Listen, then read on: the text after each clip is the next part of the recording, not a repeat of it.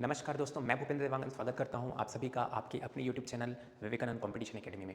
तो दोस्तों, आज का यह वीडियो लेक्चर कुछ खास होने वाला है जो कि होगा विगत वर्षों में पूछे गए प्रश्नों को लेकर। तो दोस्तों, आज की यह क्लास बहुत ही ज़्यादा महत्वपूर्ण होने वाली है क्योंकि बीते वर्ष में किस तरह के क्वेश्चन पूछे गए थे, किस किस यूनिट से पूछे गए थे, इसका अंदाजा इस वीडियो लेक्चर के माध्यम से आपको हो जाएगा। इसके ज़रिए आप अपने आने वाली तैयारी को एक बूस्ट दे सकते हैं जिससे आपके परिणाम आने वाले एग्जाम में बेहतर होंगे। तो चलिए दोस्तों, आज की यह क्लास शुरू करते हैं कुछ प्रश्न के साथ। तो दोस्तों, आज की इस क्लास में मैं आपके लिए लेकर आया हूं विगत 2025 में पूछे गए प्रश्न पत्र को। इस क्लास के माध्यम से आपको यह अंदाजा लग जाएगा कि विगत वर्षों में किस तरह के क्वेश्चन पूछे जा रहे हैं और किन किन यूनिट्स में सबसे ज़्यादा क्वेश्चन पूछे जाते हैं। तो दोस्तों, बिना देरी किए हुए आज की यह क्लास शुरू करते हैं, बिल्कुल छोटे क्वेश्चन के साथ, ऑप्शनल क्वेश्चन के साथ। तो चलिए, पूरे उत्साह और एनर्जी के साथ इस क्लास में जुड़ जाइए। तो दोस्तों, यह सवाल देखने में बहुत आसान है और इसका उत्तर भी देना बहुत सरल है। कोई भी छात्र इसका उत्तर दे सकता है। ठीक है,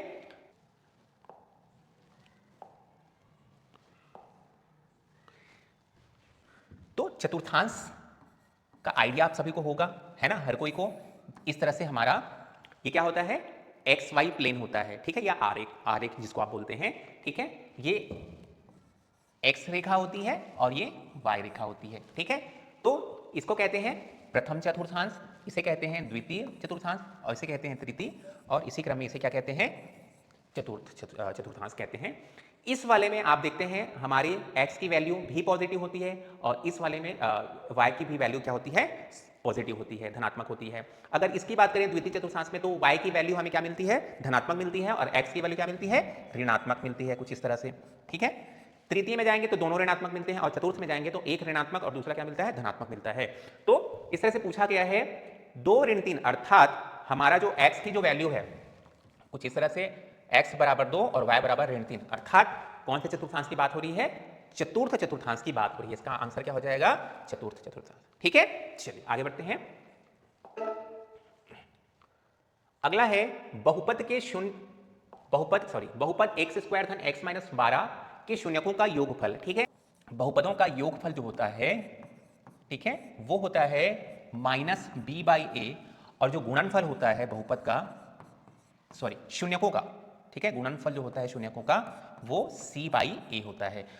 और ये ए बी सी कहां से प्राप्त होता है, जब हम किसी भी बहुपद को, दिए गए बहुपद को ए एक्स का वर्ग धन बी एक्स धन सी से अगर तुलना करते हैं तो हमें ए बी और सी की वैल्यूज मिल जाती है। जैसे कि इस समीकरण में अगर आप देखें, जो कि समीकरण है एक्स का वर्ग धन एक्स, ठीक है, ऋण 12, अगर इन दोनों इक्वेशन का आप कंपेयर करें तो ए की जो वैल्यू मिलेगी वो मिलेगी 1, ठीक है, बी की जो वैल्यू मिलेगी वो भी 1 मिलेगी, और सी की जब वैल्यू मिलेगी वो ऋण 12 मिलेगी, कुछ इस तरह से। ठीक है, तो हमें क्या पूछा गया है, शून्यकों का योगफल पूछा गया है। तो शून्यकों का योगफल क्या होता है, ऋण बी बाई ए होता है। ठीक है, तो माइनस बी बाई ए, अर्थात माइनस बी क्या है, बी क्या है, 1, और ऋण चिन्ह लगा हुआ है तो ऋण 1 हो जाएगा बटा 1 हो जाएगा, अर्थात आंसर जो होगा हमारा ऋण 1 होगा। ऋण 1 कहां पर है, ये पहले ऑप्शन पर है। ठीक है, इस तरह से बहुत ही नॉर्मल सिंपल सा क्वेश्चन दिया होता है ऑप्शनल क्वेश्चन में, आपको गलती बिल्कुल नहीं करनी है। ठीक है, चलिए आगे बढ़ते हैं।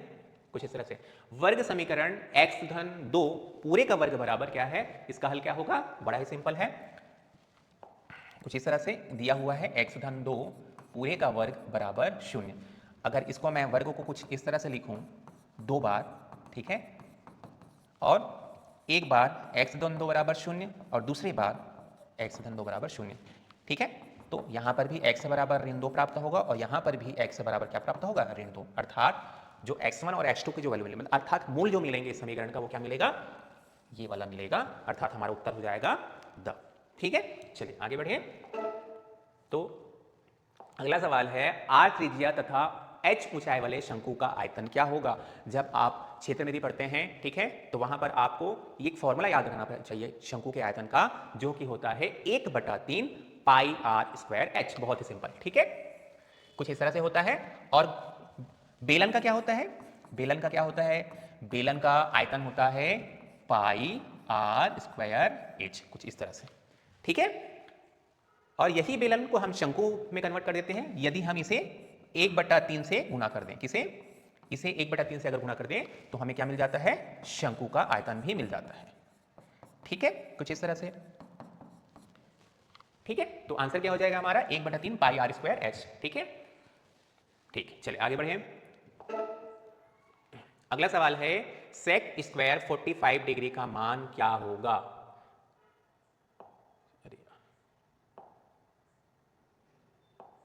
ठीक है, सेक स्क्वायर 45 डिग्री का मान क्या होता है। तो इसके लिए आपको एक टेबल मैं आपको याद करवाऊंगा अभी। ये टेबल आपको याद रखना बहुत जरूरी है। इसे याद करने के लिए एकदम मैं आपको सिंपल सा ट्रिक बताऊंगा, और इस टेबल, अगर ये टेबल आपको याद हो जाता है तो इससे मल्टीपल क्वेश्चन आपको एग्जाम में बनेंगे। ठीक है दोस्तों, तो चलिए टेबल को याद करने के लिए मैं आपको एक तरीका देता हूं। ठीक है, तो पहले होता है हमारा 0, फिर होता है हमारा 30 डिग्री, फिर हमारा होता है 45 डिग्री, फिर होता है हमारा 60 डिग्री, और लास्ट में होता है हमारा कुछ इस तरह से 90 डिग्री होता है।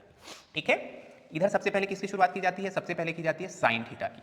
ठीक है, तो साइन थीटा जो होता है हमें केवल अगर एक ही लाइन याद हो, कहने का तात्पर्य इस पूरे टेबल को मैं आप देखना पूरा साइन फिर कॉस टेन कॉट इस तरह से सारी वैल्यूज आपके सामने लिखूंगा, और वो भी केवल और केवल एक ही लाइन को याद करके। तो मैंने भी स्कूल में केवल केवल एक ही लाइन याद किया था, और उसके बाद पूरे लाइन को मैं आपके सामने कैसे रखना है इसको आपको ट्रिक के माध्यम से बताऊंगा। ठीक है, तो साइन थीटा जो होता है 0, 1/2, 1/√2, वर्गमूल 3/2, और क्या होता है लास्ट जो होता है वो कुछ इस तरह से 1 होता है। ठीक है, अब cos थीटा के लिए क्या करना होता है, cos थीटा के लिए सिंपली हमें इसका क्रम बदल देना है। जो इस तरह से लिखा हुआ है उसको उस तरह से लिख देते हैं, कहने का मतलब वहां से शुरू कर देते हैं। ठीक है, 1 वर्गमूल 3/2। ठीक है, ये सेंटर पे है तो ये तो चेंज नहीं होता, 1/2। ठीक है, ये यहां पर आ जाएगा 1/2, और 0 कहां पर आ जाएगा, लास्ट में आ जाएगा। जो पहले में था वो लास्ट में चला गया, जो लास्ट में था वो पहले में आ गया। बस इतना सिंपल सा काम करना है हमें। ठीक है, अब जो टेन थीटा होता है, टेन थीटा क्या होता है, वो होता है sine theta upon cos theta होता है। सिंपल सी बात है। ठीक है, यहां तक क्लियर था। पहले मैंने साइन थीटा लिखा, साइन थीटा क्या होता है 0, 1/2, 1/√2, वर्गमूल 3/2 और 1 लास्ट होता है। फिर कॉस थीटा के लिए क्या करते हैं हम, यहां से उठाकर उल्टा लिखना शुरू कर देते हैं कुछ इस तरह से। ठीक है, टेन थीटा के लिए क्या करना है आपको, साइन थीटा बटा कॉस थीटा करते हैं, अर्थात इस वैल्यू को हमें 1 से भाग दे देना है। तो 0 को 1 से भाग दोगे तो 0 ही आएगा। ठीक है, 1/2 को वर्गमूल 3/2 से भाग दोगे तो 2 तो कट जाएंगे। ठीक है, क्या आएगा 1/√3 करके देख लीजिएगा आप। ठीक है, मैं यहां पर नहीं कर रहा हूं, आप करके देखेंगे तो 1/√3। ये दोनों तो सेम मान है तो आप पूरा कट जाएगा, एक दूसरे को भाग देंगे तो पूरा आपस में कैंसिल आउट होकर क्या बचेगा, 1 बचेगा। ठीक, यहां पर अगर 60 अंश के मान को देखें तो 2 आपस में कट जाएंगे और क्या बचेगा, ऊपर वर्गमूल 3 बचेगा। 1 को 0 से भाग देंगे तो क्या आएगा, इनफाइनाइट आएगा। क्या आएगा, इनफाइनाइट आएगा। ठीक है, कुछ इस तरह से। अब अगला है कॉट थीटा। अगला क्या है, कॉट थीटा। कॉट थीटा जो होता है वो होता है 1/tan थीटा, अर्थात किसका उल्टा होता है, ये जो होता उल्टा होता है वो टेन थीटा का उल्टा होता है। बस इसका उल्टा करना है, बटा कर देना है, 0/1 हो जाएगा। ये 0 ऊपर में है तो क्या हो जाएगा, सॉरी माफ कीजिएगा, आप चाहे तो एक काम भी कर सकते हैं, आप चाहे तो इसको उल्टा करके आप लिख सकते हैं, यहां से शुरू होकर ठीक है यहां पे खत्म कर सकते हैं। अगर आपको भाग नहीं देना हो तो मैं सबसे पहले आपको भाग विधि बता देता हूं, फिर आपको बता दूंगा कि वही वैल्यू आता है कि नहीं आता है। तो ये क्या हो जाएगा, 1/0 हो जाएगा, होगा कि नहीं होगा उल्टा करने से, तो अर्थात यहां पर क्या हो जाएगा, 1/0 क्या हो जाएगा, इनफाइनाइट हो जाएगा। इसका उल्टा क्या होगा, √3 हो जाएगा। इसका एक का उल्टा तो एक ही होता है, इसका उल्टा क्या हो जाएगा, व्युत्क्रम। उल्टा बोलने का मतलब व्युत्क्रम क्या हो जाएगा, 1/√3 हो जाएगा। और इनफाइनाइट 1/इनफाइनाइट क्या होता है, 0 होता है, तो यहां पर क्या हो जाएगा, 0। तो ये इस तरह से भी कर सकते हैं, अगर आप व्युत्क्रम लिखें इसका तो भी आपको मिल जाएगा, और यदि आप व्युत्क्रम ना करना चाहे तो आप क्रम को बदल दीजिए, इनफाइनाइट को पहले लिख दीजिए, फिर √3 लिखिए, वर्गमूल 3 को, फिर 1 को एज इट इज 1/√3 को, फिर ये 0 कुछ इस तरह से वहां पर चला जाएगा। तो इस तरह आपको टेबल को प्रिपेयर करना है। अब अगला मान जो आएगा हमारा वो जाएगा सेक थीटा का। सेक थीटा क्या होता है, सेक थीटा होता है 1/cos थीटा। क्या होता है, 1/cos थीटा। जब आप त्रिकोणमिति पढ़ते हैं तो ये छोटे छोटे आपको बेसिक जो फॉर्मूले हैं वो आपको याद में रखने हैं। ठीक है, जैसे कि tan थीटा बराबर क्या होता है, sin थीटा बटा cos थीटा होता है। tan जो उल्टा होता है वो cot का उल्टा होता है, ये याद रखना है आपको। ठीक है, साथ में sec थीटा जो होता है वो cos थीटा का क्या होता है, अपोजिट होता है, मतलब एक बटा करके लिखना है आपको, ठीक है। तो कहां पर है cos थीटा, यहां पर cos थीटा है। अब आपको इसका बटा करना है, ठीक है, जो वैल्यू है उसको नीचे लिख देना है एक बटा के रूप में। तो एक का बटा एक ही आएगा, सिंपल सी बात है। इसका बटा क्या हो जाएगा, 2 बटा वर्गमूल 3 हो जाएगा कुछ इस तरह से, ठीक है। ये इसका उल्टा क्या हो जाएगा, वर्गमूल 2 होगा। इसका उल्टा क्या होगा, 2 हो जाएगा, ठीक है। और इसका उल्टा क्या होगा, इसका उल्टा होगा इनफाइनाइट, कुछ इस तरह से, ठीक है।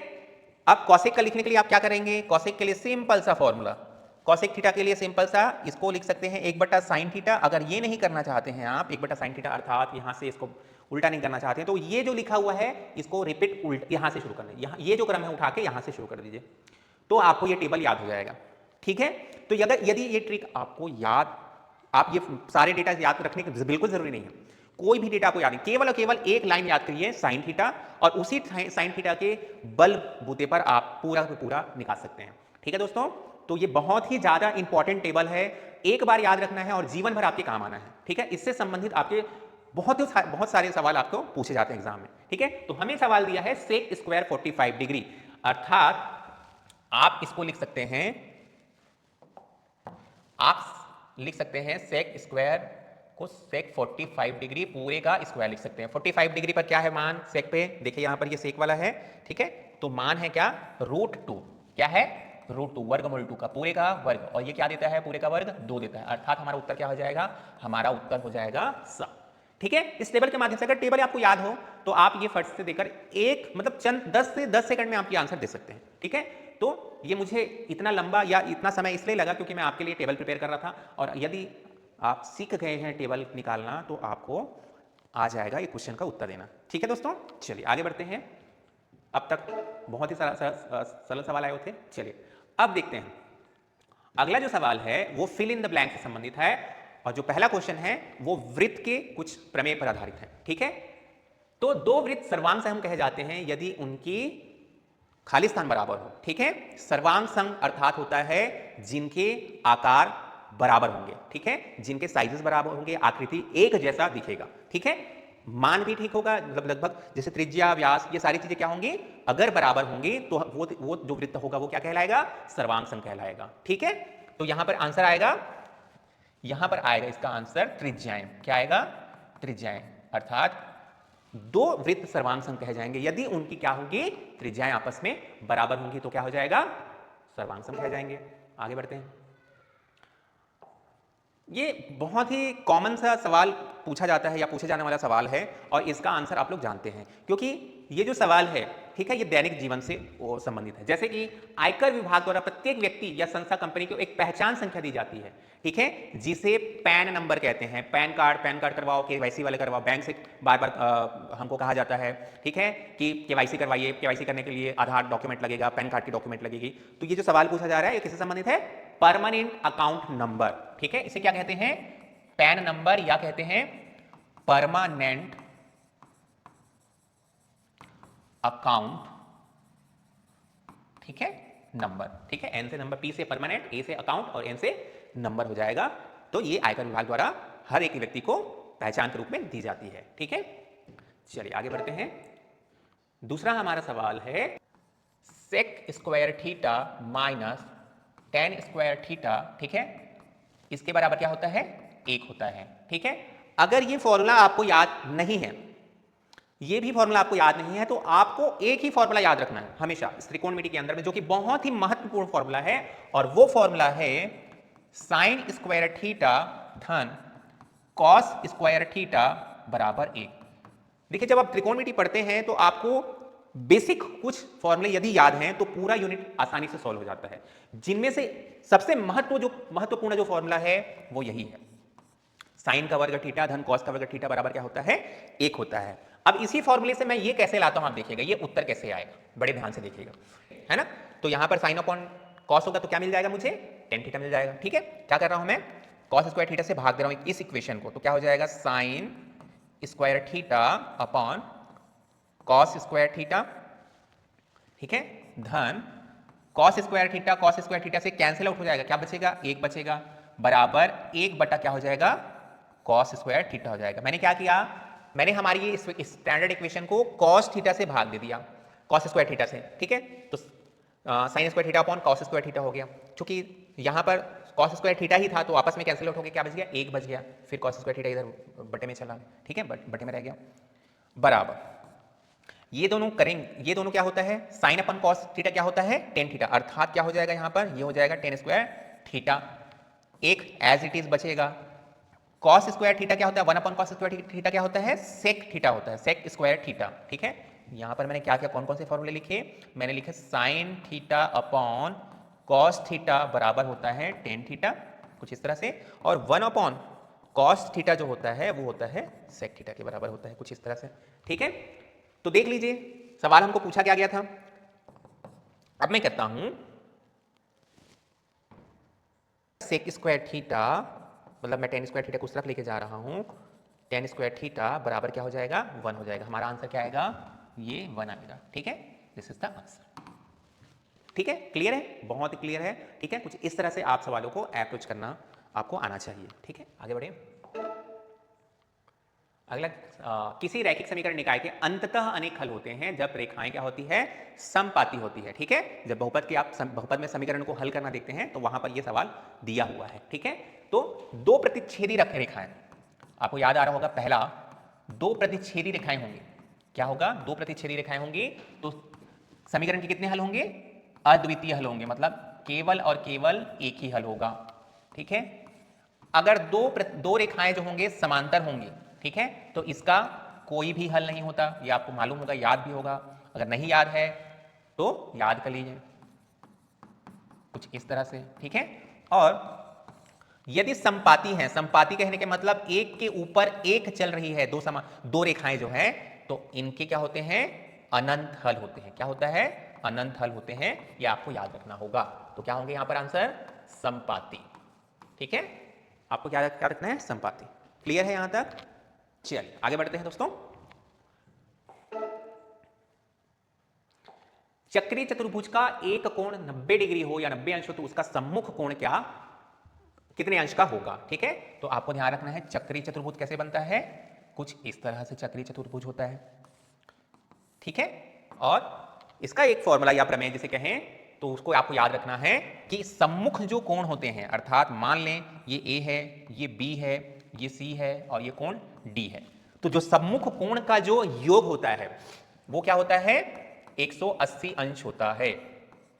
कितना होता है, सम्मुख कोण का योग, क्या बोल रहा हूं मैं, सम्मुख कोण का योग जो होता है कितना होता है, 180 अंश होता है, अर्थात ए धन सी, कोण ए कोण सी बराबर कितना हो जाएगा, 180 अंश हो जाएगा। कोण बी और कोण डी का योग क्या हो जाएगा,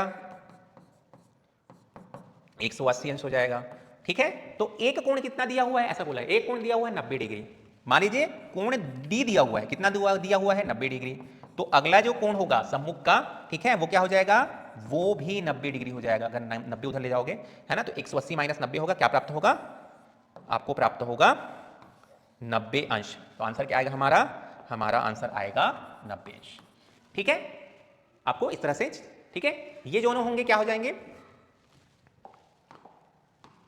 ये दोनों क्या हो जाएंगे, 180 अंश हो जाएंगे, और ये दोनों क्या हो जाएंगे आपस में, योग जो होगा वो 180 डिग्री हो जाएगा, ये आपको याद रखना है। नंबर वाले सवाल, अभी थोड़े पहले मैं आप लोगों को ये सवाल जब टेबल समझा रहा था, ठीक है, टेबल अर्थात जिसमें हम sine theta, sine 30, sine 50, sorry sine 45, sine 90, cos 90, tan 90, ये सारे मान हम निकाल के दिखाया था मैं आपको। अगर वो आपने उसको सीख लिया तो आपको लगभग एग्जाम में 10 नंबर आसानी से मिल जाएंगे, ठीक है। एक नंबर आपने निकाल ही लिया है, आप दूसरे नंबर का सवाल देखिए, इसको आप कैसे बनाएंगे, ठीक है। तो इसे सॉल्व करते हैं, तो दिया है 4 10 70 डिग्री इंटू 10 20 डिग्री, ठीक है। अब 10 70 को मैं लिख सकता हूं 10, तो 70 को कुछ इस तरह से लिखा जा सकता है 90 माइनस 20 डिग्री, ठीक है। 90 में आज 20 घटाओगे क्या प्राप्त हो जाएगा आपको, 70 प्राप्त हो जाएगा, ठीक है। इस तरह से इसको छेड़ना नहीं है, एज इट इज लिखेंगे, ठीक है। अब 10 90 माइनस थीटा, ठीक है, यहां पर लिख सकते हैं, चूंकि 10 90 माइनस थीटा, या यहीं पर मैं लिख दूं, थीटा की जगह पर 20 ही लिख दूं, ये क्या होगा, कॉट 20 डिग्री होगा, ठीक है। क्या होता है 10 90 माइनस थीटा क्या होता है कॉट थीटा, और थीटा की जगह पर क्या है 20 है, तो हमें क्या मिल जाएगा कॉट 20 हो जाए मिल जाएगा। ठीक है, आगे बढ़े 10, अब ये क्या हो जाएगा, ये हो जाएगा क्या लिखा जाएगा अब अगले 1090 माइनस 20 की जगह पर कॉट 20 थीटा लिखा जाएगा। क्या है हमारे पास, कुछ इस तरह से लिखा जाएगा। अब ठीक है, ये जो कॉट 20 डिग्री होता है यहां पर लिखा हुआ, कॉट और टेन जो होते हैं वो एक दूसरे के व्युत्क्रम होते हैं, अपोजिट होते हैं। ठीक है, अर्थात यहां पर मैं कॉट 20 डिग्री को अगर एक स्टेप और आपके लिए सिंप्लीफाई करूं तो इसे लिखा जा सकता है tan 20 डिग्री, और गुणांक में क्या है tan 20, ये दोनों आपस में क्या हो जाएंगे कैंसिल आउट हो जाएंगे कुछ इस तरह से। ठीक है, क्या हो जाएंगे कैंसिल आउट हो जाएंगे, हमारा आंसर क्या आएगा 4। देखिए बहुत ही सिंपल सवाल है ये, बिल्कुल 2-4 लाइन में आपको बन जाता है। आपको केवल इस सवाल को अप्रोच करने के लिए ठीक है ये फॉर्मूला पता होना चाहिए, tan 90 माइनस थीटा क्या होता है कॉट थीटा। ठीक है, करेक्ट है, और कुछ भी आपको इस सवाल में नहीं करने हैं, आपका आंसर आसानी से निकल आएगा। ठीक है, चलिए आगे बढ़ते हैं। 1/2 और ऋण 1/2 का समांतर माध्य क्या होगा। तो समांतर माध्य का फॉर्मूला आप सभी लोग जानते हैं, क्या होता है, ठीक है 1/2 कोमा कैपिटल ए, समांतर माध्य से को डिनोट करते हैं कैपिटल ए से, और ऋण 1/2 इस तरह से। तो हमारा समांतर माध्य निकल के आएगा कुछ इस तरह से। तो क्या होता है समांतर माध्य, a धन b/2 होता है। ठीक है, इस तरह से। तो क्या हो जाएगा a बराबर क्या है 1/2, 1/2 धन ऋण 1/2 ब्रैकेट के अंदर बटा क्या हो जाएगा 2, क्योंकि ये दोनों शून्य हैं तो 0/2 क्या हो जाएगा 0 के बराबर हो जाएगा। ठीक है, और ये हमारा क्या हो जाएगा आंसर हो जाएगा, अर्थात इसका जो समांतर माध्य होगा वो कुछ इस तरह से आएगा, यहाँ पर 0 आएगा। ठीक है, इस तरह से हमारा, चलिए अगले सवाल की तरफ बढ़ते हैं। तो एक रेखा बिंदु 7,10 व 8,11 से होकर गुजरती है, तो उस रेखा की प्रवणता हमें ज्ञात करनी है। ठीक है, स्लोप हमें ज्ञात करनी है। तो इसके लिए फॉर्मूला होता है, इसके लिए क्या फॉर्मूला होता है, प्रवणता जो होता है जिसे m से डिनोट किया जाता है, इसे लिखा जाता है y2 minus y1 upon x2 minus x1। और ये x1 x2 y1 y2 किससे आएगा, हमारे इस जो पॉइंट्स दिए हुए हैं वहां से आएगा, अर्थात ये हमारा हो जाएगा x1, ये हो जाएगा हमारा y1। ठीक है, इसी तरह से ये x2 हो जाएगा और ये क्या हो जाएगा y2 हो जाएगा। ठीक है, तो कंपेयर करने पर हमें क्या प्राप्त हो जाएगा, अगर दोनों को कंपेयर करें तो x1 हमें क्या प्राप्त हुआ, x1 हमें प्राप्त हुआ 7, y1 हमें क्या प्राप्त हुआ 10। ठीक है, x2 प्राप्त होगा 8 और y2 क्या प्राप्त होगा 11 प्राप्त होगा। रख दीजिए आप, y2 क्या है 11, y1 कितना मिला है 10 अपॉन x2 कितना 8 और x1 कितना मिला 7, तो ये मिल जाएगा ऊपर 1 और नीचे भी 1, आंसर क्या आ जाएगा 1 आ जाएगा कुछ इस तरह से। ठीक है, स्लोप क्या हो जाएगा, हमें प्रवणता क्या प्राप्त हो जाएगी 1 प्राप्त हो जाएगी। ठीक है, इस तरह से आपको ये अप्रोच करना है।